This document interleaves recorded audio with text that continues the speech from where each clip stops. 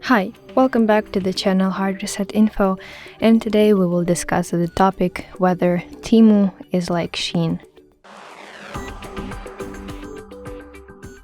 So both Temu and Shein are China-based online platform that offer low-priced products and operate using a direct from manufacturer model, which helps keep costs extremely low. They are both popular for their budget-friendly pricing, massive product selection, and let's say aggressive online marketing, especially through TikTok, Instagram, and YouTube. However, Temu is more like an online marketplace similar to Amazon or AliExpress, which sell wide variety of items from clothing and electronics to kitchen gadgets, toys, beauty products, and home goods.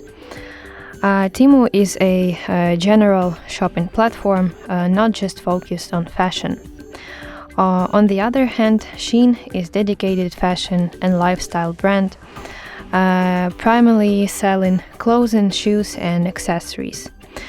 While Shein has expanded into some home and beauty categories, its main focus still remains on trendy, fast fashion for women, men, and kids.